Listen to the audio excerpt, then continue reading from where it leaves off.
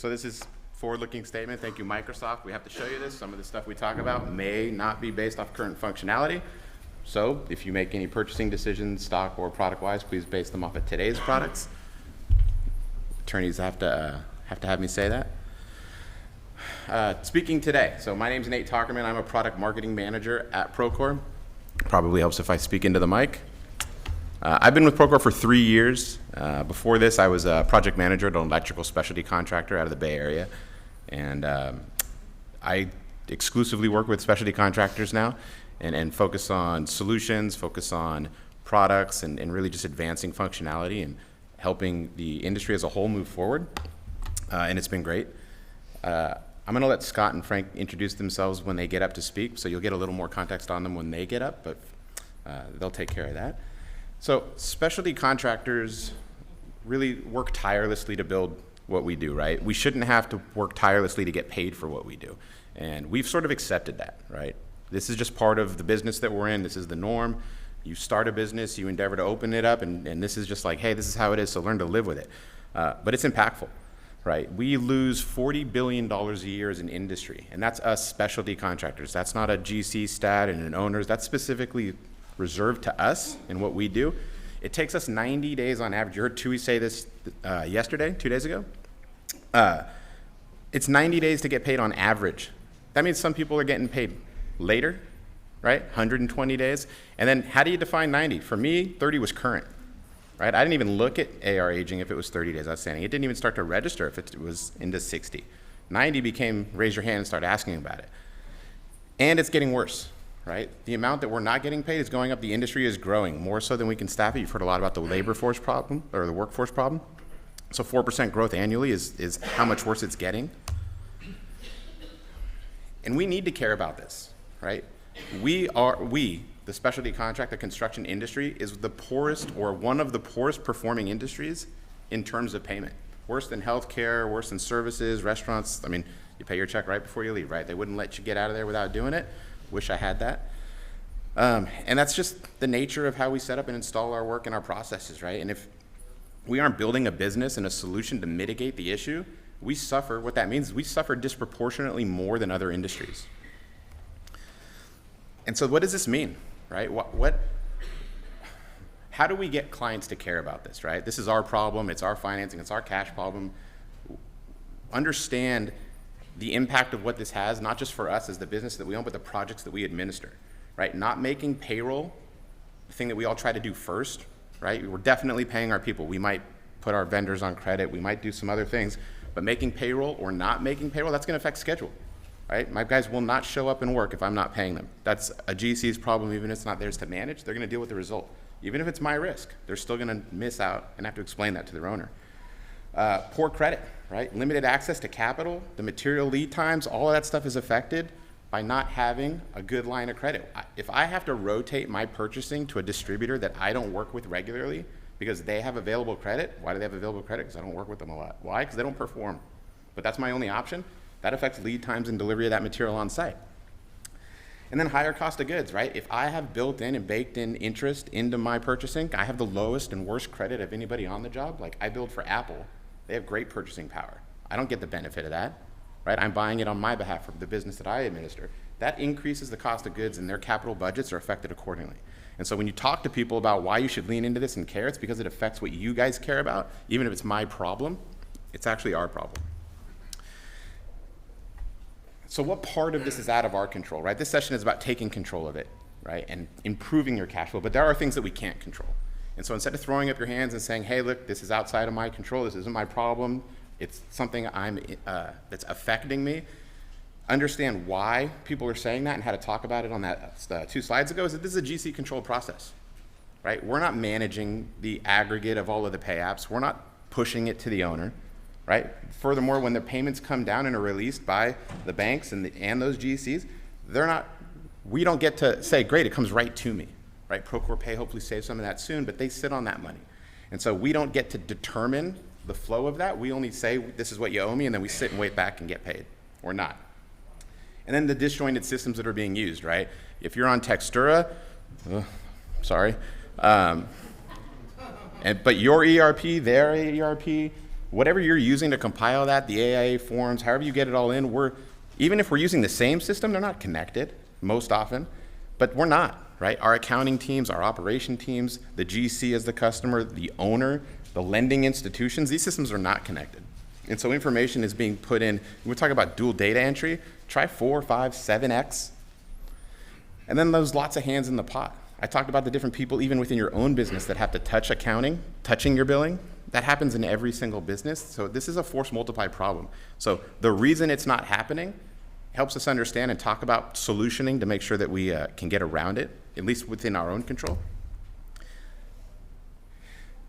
And so the traditional methods that we try, that we say, hey, look, let's do this. What have we done to date? It's not good enough, right? Banks don't understand construction. They don't build products for construction. They're consumer business.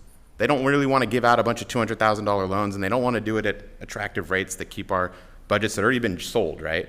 And I didn't build in the factoring. Invoice factoring, it's not part of our everyday process. We're not going to do that at scale for every single invoice that we get because it's expensive and it's unreliable. And credit cards. Like, great, I'm going to go get 45 credit cards and roll through those, right? What's your credit card limit? Right? Do you have a $2.5 million credit card limit on 17 different credit cards across every job in every geo and region that you're in, or even in a local market? You're still paying a lot of points on that. It's expensive money. And so the ability to forecast your jobs, I'm going to go through a bunch of processes, but I think it takes center stage. And the ability to do that is what we're going to go into deep detail on. But knowing your actual costs is the first thing, right? I want to get ahead on cash flow. It's about what I'm going to bill. It's about what I'm incurring cost-wise, because that's what, at least at a minimum, hopefully, that's what I'm passing on and submitting to my owners. And then you're going to forecast your actual costs. Well, you're going to forecast the costs that are coming in the next pay period, right? I'm going to bill on the 20th, but I really have to cover from an accounting standpoint the next 3 weeks of work. Because as soon as I hit the submit cost billing button for my cost to date, one more invoice later, I'm already under billed, right? So we need to make sure that's not happening, and I can't do that confidently if I'm not forecasting what those costs are going to be. And then I have to prioritize my billings. I have to say, hey, look, I got a lot going on. I got to buy material, I got to manage labor, I got change orders, but I need to make sure my billing gets in. And I have to have all of that stuff I just talked about reserved on my calendar and done in a way that's effective, that's right. I got to make sure that happens. Otherwise, the business is slowed down. And so I can't go to the corner office and go, hey, look, I know our cash flow situation sucks, but it's okay because I'm getting us more in debt by getting the material flow and mitigating our risk. That's affecting our profitability and our ability to grow, even if you are performing. And so systems play a role in this. And understanding the system's role in your business is important. Construction cost management is not the same as accounting, right? GAAP accounting practices are for accountants. Projections, costing, billings, those are operational concerns. And so those systems do different things, right? Construction cost management is connecting scope to cost, right? What did we sign up for? How are we tracking these jobs, and what are the costs going against those?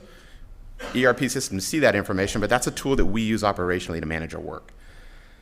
It's specific to construction. Our workflows are unique, right? It's purpose-built for project managers. This is a persona conversation, right? I am a construction project manager. You are a construction accountant. We may have similar data that we use to do our jobs, but we have very different jobs. The tools that we use are different. There's pain around construction professionals in operations using an accounting solution, and that's why, because it's not built for them. And so Frank's going to come up and talk a little about what they did at Central Air and Heating, what was important to them, and what they went looking for when they went to solve these problems for themselves. Frank? Okay, my name is Frank Matson. I am president of Central Air and Heating Service, which is a mechanical company in the very bottom of South Texas. If you ever look it up, I mean, if you think you've gone south, look a little further south and you'll find Harlingen. So we come from a very small rural area. It's a company my brother and I been running for some 25 years now, and we grew it quite well from, just over $500,000 up to where we're going to hit today, I guess, is about $26 million this year. So it's been very good, but through all of those processes, we realized early on that in order to grow a business, and we were in this for a business, we weren't just here to do work. We're here to grow a business. We're building a business. And through the process, you need to have things in place in order to have a business. Now, geographic location, again, played into some of that, because technology doesn't come looking for us. Nobody goes 5 hours in one direction in order to turn around and go back 5 hours to San Antonio and say that they visited a company in the valley. We don't get it. So we need to go looking for it, and sometimes it's hard to find. So you try and do what you can. We were piecing together spreadsheets, different Adobe files, emails, handwritten reports, all kinds of stuff to try and track our costs and be able to forecast our billing and make sure that we got everything done on time, make sure it was incorrect and that it was complete.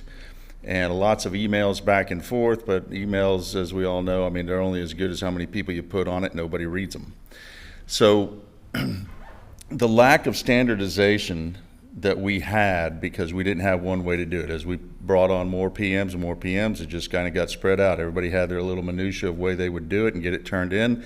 And I was quite all right, as long as we get this billing in, as long as we cover our costs, we need to protect cash flow. We need to keep going. Oh, one more thing. I hate banks, hate them. So going to a bank was the last option. Credit cards, you can float them, you can do some things, but bottom line is you need to get your people paid at the end of the week. So, again, our inability to scale because of this process, we didn't have a process. That means our teams lacked a new term that I've learned from Scott, my buddy here, which is privilege of focus. The privilege that you should have just to focus on your job instead of being constantly interrupted by everybody else about, hey, what are your billings going to be this month while you're trying to get a project moving. And we needed a tool that we could train new employees on. If we had a standardized method, something we could do, we were looking for a tool to train our new employees. This is what led us to, button's not working right? Right arrow. Right arrow. Yeah. New thing for me. Okay, so we're looking towards technology to ensure that we could solve these challenges. So we went looking for something that we didn't, that was out of the box. Something we don't have IT resources. We don't have an IT department. Didn't have one. We don't have all the resources to start putting things together. Well, if you mash this with this and you mash this with this, I can get them to talk, and somehow it's all going to work. That's not available, or that wasn't an option. That's what we were trying to do. We wanted an industry leader because, like I said, we're growing a business, and we're growing a business, which means our goal is to grow the best, the biggest, the best business in our area, which is the Rio Grande Valley. It wasn't about just getting more work, it's about growing a business. And as you learn that you're growing a business, you need to start watching your cash because growth is expensive.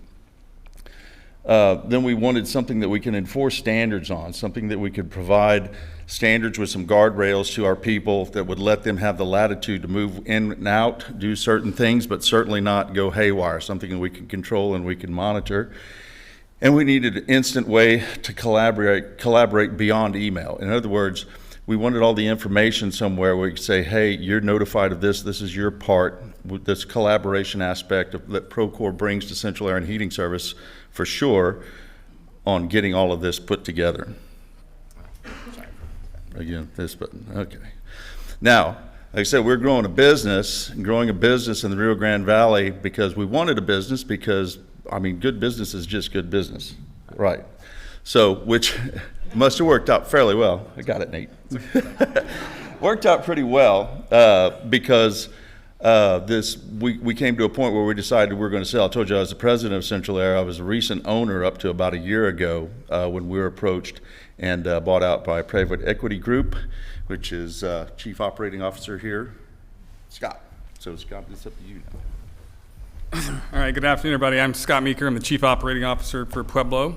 Pueblo is a private equity-backed mechanical, plumbing, and controls contractor headquartered out of Phoenix, Arizona, and with offices across the Sun Belt part of the U.S.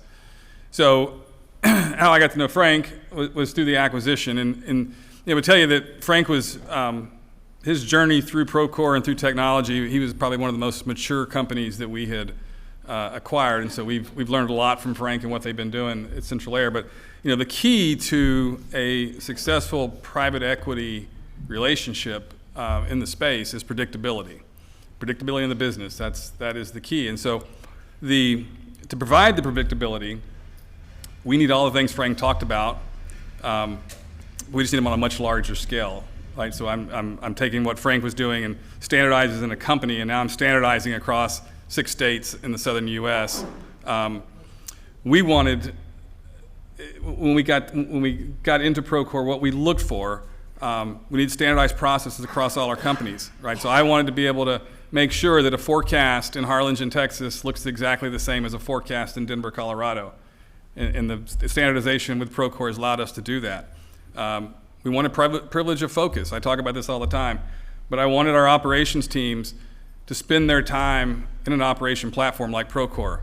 I did not want them trying to navigate the complexities of an ERP system once a month to do a forecast, right? So we want them every day, all day in their operating platform. And then we want to be able to onboard and train our employees, right? One of the things I hear all the time is, we've got the tools, and how do we use them? How do we train? And so we wanted technology. We wanted to train and onboard not just in the local companies, but again across the country, and have that experience be the same in every organization. And so using things inside of Procore with training centers allowed us to standardize and have every employee, whether it's a new project manager in Phoenix, Arizona, or 100 new employees through an acquisition in Tampa, Florida, they all get the exact same experience through the technology and allow us to create a standardized and scalable process. Get this arrow now. Do you want to take this one? No, so this is Nate's circle of life here. Thanks, Frank. We had this all coordinated with mics earlier, and then we don't have the mics. It's a whole lot different. Forgive our dancing here. So I mentioned this stuff before, right?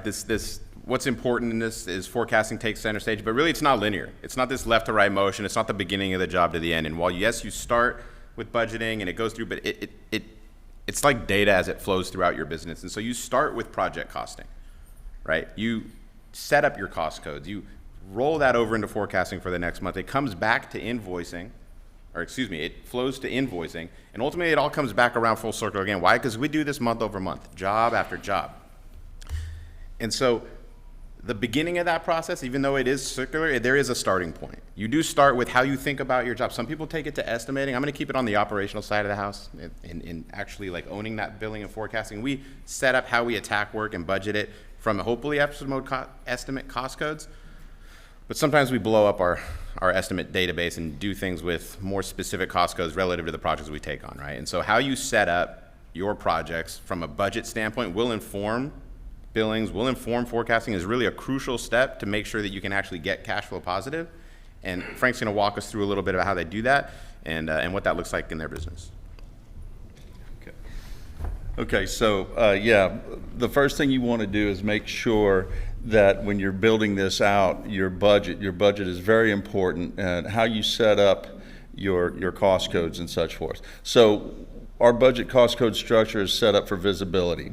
What we get is real-time labor, up-to-date financial cost information, and real-time labor is, what I meant by that is all of our people put in labor themselves. Our labor is up to date by the minute, by the hour. We measure by hours, not dollars. So our labor is up to date by the hour, and our financials, materials, everything else is up to date by the latest invoice that got input or the latest commitment that was written at that moment. But labor is our measured mile. We want to budget against our actual cost and check that to make sure that everything is cool. So you want to set this thing up is really important, the way you set it up. At Central Air and Heating Service, we use change events a lot. Your budget moves. This is, you start off with your best guess of sub jobs, how you're going to build this, what your schedule of values is going to look like. But there's always adjustments that need to be made. Within Procore, they have this change event tool that we use a lot, that you can do change events. People on there say, I'm not sure this is within the scope. I said, well, let's put a change event down. Change events will modify your budget from different areas if you need to. Allows the superintendents, of which we have several of them here, to go in and have the freedom to do that, create a change event, say I've got some labor that I'm going to have to apply to this cost code. It's not necessarily in the budget at this area, but I'm going to write a change event for it. We'll discuss it later, but just gives them the ability to keep moving forward and tell the story of why they want to do what they want to do. It gives us the ability to react to our customers quickly. If that change event is indeed out of scope, they've already created something that they can charge time to and start putting materials to, that we can transfer into a change order immediately. That change order will then move down into a sub job of its own and hopefully right over to the schedule of values as that. We want to make sure that we do this because it's too easy not to. I think we all realize it's way too easy not to. Oh, this is just minor. It's going to cost me a lot of paperwork, a lot of headache, a lot of this. It doesn't cost any headache, paperwork. No, you pick up your phone, you create a change event, put a cost code to it. People start putting their time to it immediately. You want to put materials to it. We'll address it later. But it's painless. And we just want to know the story because now we do have, as everybody does, you need to understand why that budget moved. And if you wait till the end of the month to decide whether you need to move it, you'll probably just forget about it. Oh, it's going to go over a little, not by much, let's forget it. It's not necessary. It's very simple to do. And at Central Air and Heating Service, we practice that. And it protects your entitlements. If you do indeed have something that you discussed with the person on the job, it's written right there in that change event, who you talk to, you can create a change order, get it signed off, get it priced up immediately. The pricing tool builds right into it. So it enables us to pull up all this information the moment it happened and process it quickly when you get time. You can do it right then if you have the time. You can do it right in your break or whenever, but it's right there already built in and ready to process. Next thing we're looking at is that, was this yours, Nate? Yeah, this one's mine. This was yours. You want to got it? Yep. You know, something to hang on that point for a second. 30% of your scope, roughly, is the average in the industry for changes, right? And so you talk about billing, you talk about cash flow. I remember it would take me months before we get an approval on a change order that I was directed to proceed on. So I'd be incurring those costs for 4 or 5 months when I couldn't bill for it because I don't have a piece of paper that said, I agree with the amount in which you submitted. They treat them like ROMs. They use it to go talk to the owner. But now I'm at risk. That 120 days doesn't apply to a change order. That stat is obscured. I have 30% of my contract waiting 6 months to be able to bill initially to start the 3-month ticker. That's absurd. So it's critically important that those entitlements, that story, that stuff gets processed so that when you go try to leverage your position or performance on a project and you're saying you're impacting my ability to pay my guys to get material to you and you hammer on them and you have all of that information, that's going to accelerate that approval process of that change order.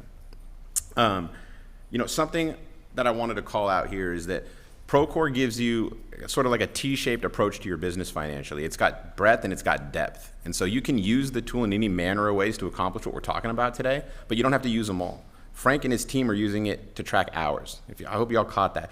What doesn't even matter about cost? Some of you are like, oh, it matters, cost, the rate, all stuff, not for them. Hours is good enough to communicate with their team based on their talent, their aptitude, how they think, and that's what works for them. So that's what they use. And it doesn't find it's got them acquired, but you can take install rates.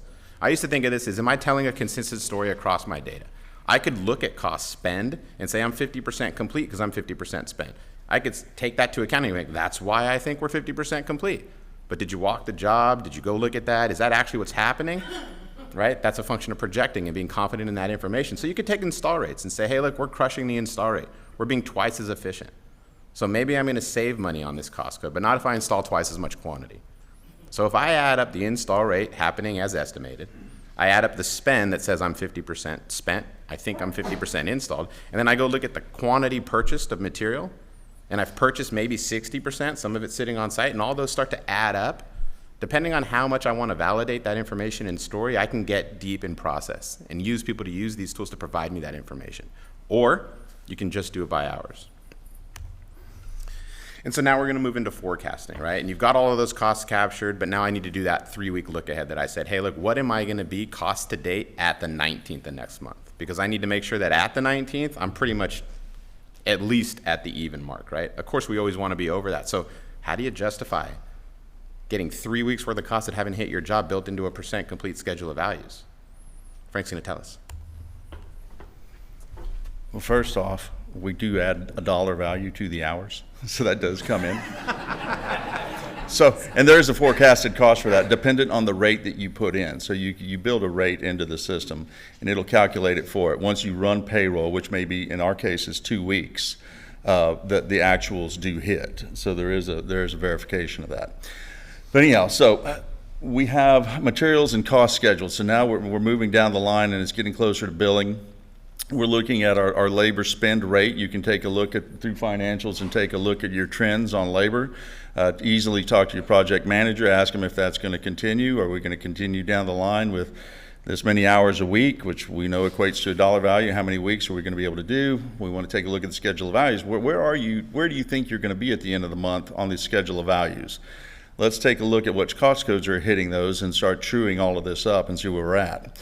We'll look at submittals, just look for expected delivery dates. What is expected to be here that's not here yet, that's going to hit on the 28th of the month that we'd like to bill for, but it's just not here yet. And that gets even tougher with supply chain issues. But, so we always want to take a look at that, and we always want to be in the positive. I mean, we'd always want to say that, yeah, it looks like we're 40% complete based on our man hours. However, looks like we're really about 60 out there. Can we bill for 60? I mean, that's the goal, right? Do you think we could bill for 60%, even though we're if it says we're 50?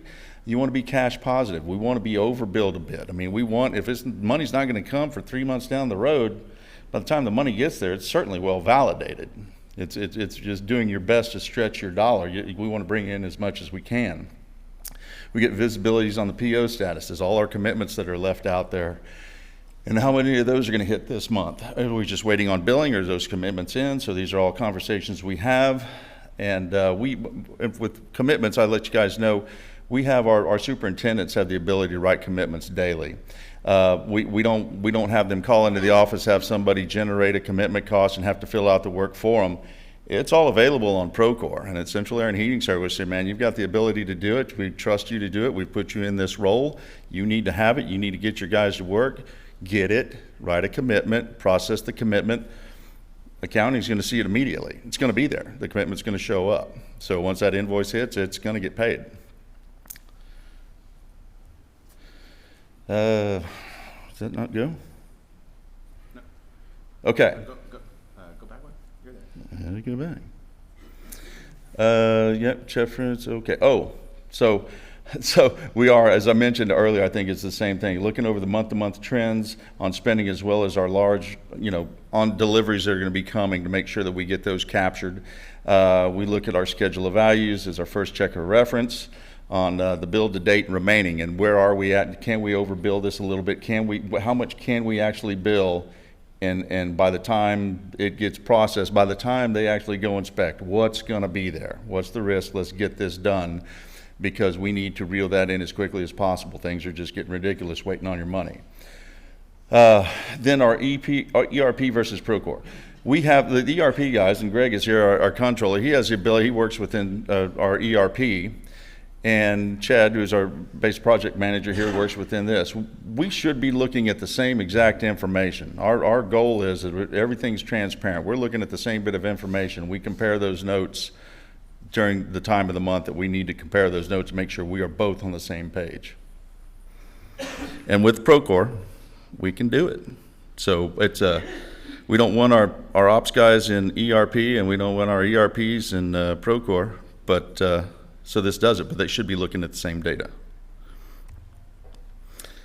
So now we're going to invoicing, right? We're compiling all of the project costs and data to get ahead of billings, and that is essentially what I've been harping on just past, is billings are not revenue, and costs do not necessarily equate to your billings. You want to be obviously ahead on your cost, make sure you cover your costs, and you want to be as far ahead as you can, make sure you're overbilled, but your invoice is going to reflect what you're going to get. Revenue, as everybody reminds me, is not a function of your invoicing. Revenue is based on what your budget is, and this is why we use these change event tools also to constantly remind us, and sub-jobs, to constantly remind us once we get to an end of a sub-job, which we would call a phase, is it 100% complete? If we're complete and we have budget left on there, we need to discuss that, because we may not want to take it off the project, but a change event generated would certainly move it to other parts of the project. So it's a real easy tool to use in that, and it would be that change event. Hey, we've reached the end of this. We've got a little commissioning work, so we're going to leave some labor here, maybe a few materials, but the rest of this we're taking and we're moving it over here. Perfectly fine. But for everybody that wants to go in and look at what that was, it's not somebody what you don't see is just a budget modification with no explanation why it moved. So the control aspect of it for every owner and every controller out there is really good. Back to the schedule of values, right? Billing to installed versus spent. I think it's the third time I've covered this now, but he tells me I always get ahead, and these guys are supposed to keep me in line for not rambling. So back to the schedule of values, right? Our line items can roll up. We want to double check, make sure we work off of our budget daily. We look at it. We look at sum totals. You can cut it up by labor. You can cut by equipment, by any different cost type that you want to slice and dice this. It's important to get it set up correctly. This is how Central Air has set it up. This is how we're using, but as the rest of the people here tell you, we're constantly rethinking about how we do it to eliminate keystrokes, to eliminate inputs, to eliminate too many cost codes. So it's a constant evolution, but such is life, right? We're always looking, labor is hard to find. We all heard that. We're trying to find new and improved ways to stop people from entering stuff so that they can have the privilege of focus to work on the job at hand, which is get it done as quickly and as efficiently as possible. Certainly you have to report on it. We want to create ways that make it easy for you to look and see how it's going, easy to report on it, easy to justify with our ERP and owners. So that cost code structure is the key to the visibility when you set it up, and we get the data sharing between the roles, accounting, purchasing, operation teams. Just by doing their job, inform each other of what's going on. It just happens immediately. So you just need to constantly be working within Procore, is what Central Air does. If you don't have Procore open on your desk, you're probably not working within it. Everything happens there. We're constantly working through there and making sure we capture everything to the project. And financial is one aspect of that. It's very important because cash flow is your lifeblood. You can have all the earned revenue that you want, and if you got no cash, you are dead in the water. You can have a profit and be flat broke. We all know that, and that is not a place anybody wants to be, because I don't think I'm alone when I say I hate banks. Budgets and projections don't mirror billings. Again, I just covered this, I'm ahead of myself. We have earned revenue margin, adjustment for retention. All of these things are what you're billing for, and we want to make sure we're justifiable. We want to be able to talk to our general contractor or our owner in any case, say this is it, this is where we have the cost, this is exactly what it is. When they question, are you billed? You're showing your billed for the equipment. I don't see it. And I said, well, here's all the invoicing that goes along with it. If it comes down to it, you want to see, I'll let you see. It's here. So we need to be on that same page and fight for your money, and don't be afraid to let them know that you're due that money. So this is another important aspect of Central Air and Heating Service. I don't have a problem telling people why it's not egregious for me to ask for money. This is what you owe. This is what our contract was. This is it. This is what we spent. This is where we're at. And if you say we're behind on labor, man, that's a tough one to do. If you don't think we're percentage complete, that's a tough one. But make sure that you stack that labor amount is enough to get you covered, because that's the lifeblood of your team, is making sure you get payroll done by the end of the week. This is our accuracy and completeness in the AIAs, the lien releases, and all the backup that goes with it, and all the tracking of everything, when it was spent, when it was sent, when you received it. Everything that went along with it is all tracked through Procore. No longer do we have to go ask somebody, are you sure you sent that? Who sent that? Where's it at? Who's got the copy? Who delivered it? Where's the transmittal? It's all on the job. It's right there. It's very easily accessible. These are all the things how we use Procore in our forecasting. With that, it's back to Nate. Oh, Scott. Business growth, AR ownership. Bringing it home. So when you listen to Frank talk about all the things that go in, to essentially getting cash, right? We say, at least in Pueblo and in the private equity space, cash is king. Cash is everything, and it's cash for us from a perspective of a private equity owned company who's acquiring companies across the country. I mean, cash is critical for our growth. As a PE-backed company, we measure and have to balance, right, debt covenants with new acquisitions, and how do we spend money and lending rates. And if you're paying attention, lending rates right now are not a good spot. So we always try to use our own cash as best we can to buy companies, right? So again, cash is king. We use cash to reinvest into the future of the business. Some of the things we do around making sure that our operating companies, the companies like Frank at Central Air, are driving cash is we have a strong policy around over billings, measuring net over under billings each month. We've teams focused on by job, by portfolio, where are we at, what are the targets, how are we driving over billings. We push our companies to really manage their AR, working with their local collectors, their regional collectors, really trying to drive that over 90 down to 0. We set targets in every company and really try to get them to drive the over 90 down to at least at a minimum less than 3%, hopefully 0 as we go through. And the other thing that's important, again, whether it's private equity or not, cash flow forecast. We do one every month. We're looking at the end of the year, what do we think our cash flow will be at the end of the year? And it's really difficult without some standards and processes using Procore to have visibility at the company, at the job level, to see every company the same way, to see every job the same way. Just really allows us to be able to roll up, 10 or 15 companies and then be able to see the same and forecast cash flow throughout the business. So that's my cash flow talk. Yeah, that's good. And so I'm going to bring us back to this circle. In order to do what Scott is talking about, you need operational excellence. You need rigid adherence to processes and procedures that actually drive those results. Somebody decides not to do some of these things, it affects the visibility, it affects the data, because they're not following the same track that you use to evaluate the health of your company and business. And so as we talk about costing, as we talk about forecasting, and we try to communicate and share language, there's a whole cultural conversation behind that of why are we doing these things. And when you understand what your contribution is to the effect of a parent company, one of 15 portfolios that you're participating in, and it all comes down to, are you budgeting your job right? Did you actually forecast? Did you work through that exercise knowing the impact of what your actions have on the bigger business? Now you're a participant, right? The success of the business really comes down to your effort, and it is cyclical. You're gonna do this every month. And so how you write your PO, maybe that's one time at the beginning of the job, right? How we handle commissioning at the end of the job, or what we do with O&Ms, it's a point in time. It happens once every year or every 3 months when I take on a new job, but this is something that's going to do every single month. You are talking about things that you do repetitively that affect outcomes. You want to focus your attention and try to do something with your business. This is a great place to look because it's something that they're going to do all the time. It's going to affect your cash. It's going to affect your business.